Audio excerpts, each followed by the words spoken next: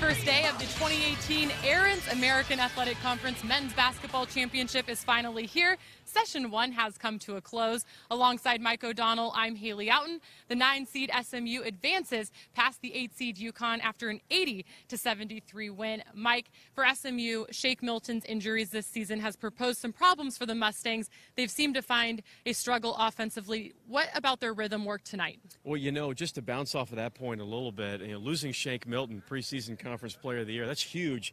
But SMU has had the injury bug all year long. They lost Jere Foster as well. So Coach Jankovic is trying to find a rhythm with his team. And really it comes down to Jamal McMurray as the player who is going to have to step up from the scoring standpoint and from the point guard duties as well. And he's done that the last few games, and especially in this game, had 19 points. A great effort from McMurray. Really in the first half, he was a huge catalyst for the SMU Mustangs offense. His dribble penetration, his ability to get into the lane, rise up for jump shots was really special. I love the way that he was in attack mode and really kind of blew the game open in the first half for the Mustangs. 21 points for SMU forward Okoye Agau.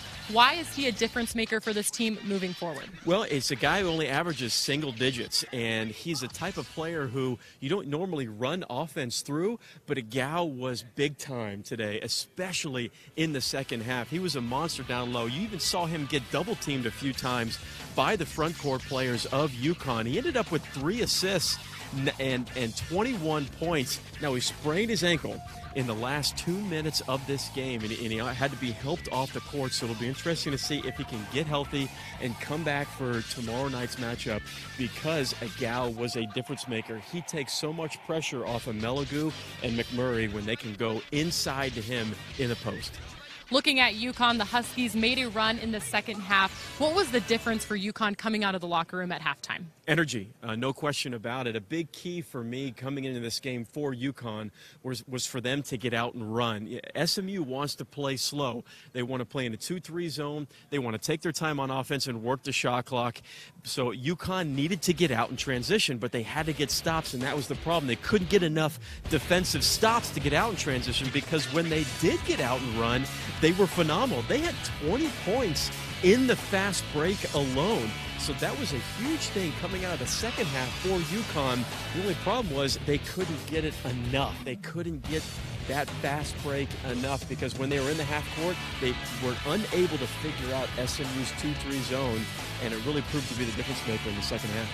Mike, when UConn wasn't able to get points in the fast break, where else were the Huskies finding success? Well, they needed to get out and press. If you want to make the game fast, if you don't want SMU to sit there in the half court, work the shot clock, and stay in a 2-3 zone, you need to press and try and mix things up. But the problem was SMU broke it. They only turned the ball over 7 times for live ball turnovers, and that was the difference maker, as SMU was able to handle the press, and UConn was unable to push them in the full court press to try to get easy buckets. SMU would break it, they'd work the shot clock, and that can be demoralizing to any team. When you press, you don't get a steal, and then SMU scores on the other end, because they were lights out from the perimeter. 10 of 26 shots made from SMU came from beyond the arc. What allowed the Mustangs to get such quality shots? Well, they broke the press pretty easily, and that's a great way to get three-pointers. When you break a press, you have UConn sprinting back in transition defense, and they were lights out. That was a huge thing for them, and they have to shoot the ball well, because when Agau is out of the game, they don't have any true front court presence to go inside. So they rely off dribble penetration, driving, and kicking. Melagu hit 4 threes. Jamal McMurray had 3 threes, and they can beat anybody in this tournament if they're shooting the 3-ball well, but you just can't rely on it. But they were able to knock them down in this game and really kind of blew it open in the second half of the second half. The 9-seed SMU advances to play the top seed Cincinnati in tomorrow's quarterfinal. That game will tip off at noon Eastern. But let's take a look at the second game of the day here in Session 1. The 5-seed Memphis defeats the 12-seed USF 79-77. The Tigers got off to a hot start, mainly because of Kevin Davenport. What was his impact on the floor today? Well, first of all, this was a revenge game for Memphis, because they were blown out at home a few days ago by USF. And this was a game that you felt felt that the Memphis really needed to come out hot and firing all the cylinders, and Davenport answered. He was great from the three-point line. He went inside and attacked the rim. He was also excellent rebounding defensively for the Tigers. No question, the MVP of the game for Memphis was Davenport.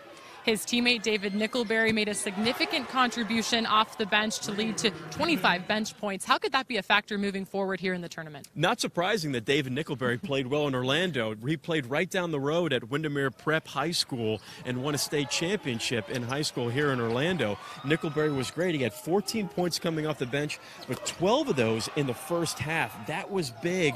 He was a really catalyst off the bench to go up by almost 20 versus USF in the first half, and that's a tough lead to come back from, but Nickelberry was great. He's going to be a special player for the Tigers.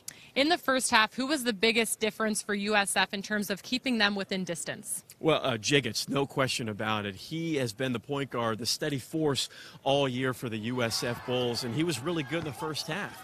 His ability to run the show but also be a knockdown three-point shooter is what makes him a special player. He's a fifth-year grad senior for Coach Brian Gregory, and he's just a leader, and he knows how to play. He knows how to play, and he knows he's sharp, but he was really the only guy in the first half. Jiggets was the only player in the first half in double-digit scoring. They had to find someone else to get going.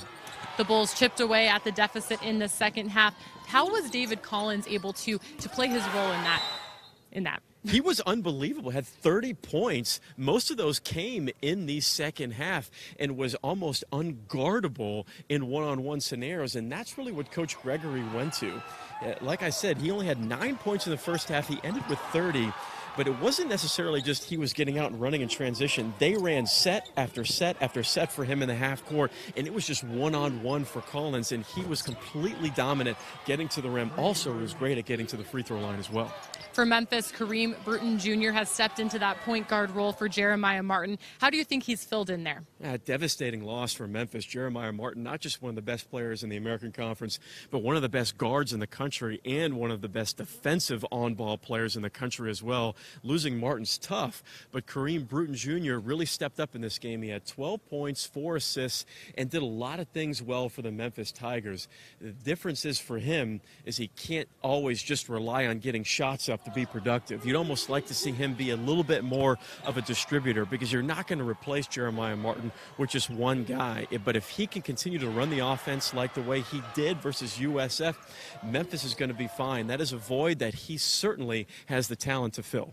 This game became very close at the end. How crucial were the missed free throws by Memphis? Huge. You really let USF back into it. You got to remember, Memphis was up 20, and USF chipped away, not just off of big three-point shots, but Memphis really slowed their defense down. They did not come out with the right energy in the second half, and then they missed free throws. We talk about it all the time. It's such a cliche in college basketball, and especially in tournament time, to catch your breath. If you can knock down free throws, that is everything. And late in the second half, Memphis missed 10 free throws, and that allowed USF to inch their way back and climb their way back into the game. That's a scary scenario when you miss 10 free throws in the second half. That cannot happen in the quarterfinals.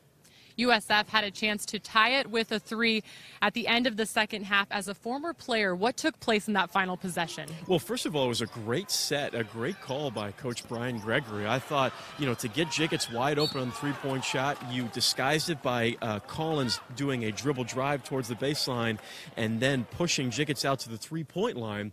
But Brown rebounded it and then tried to go right back up with 0.7 seconds left. You have to kick that out to the 3. He actually had Samuel and Jiggets wide open for a kick-out 3.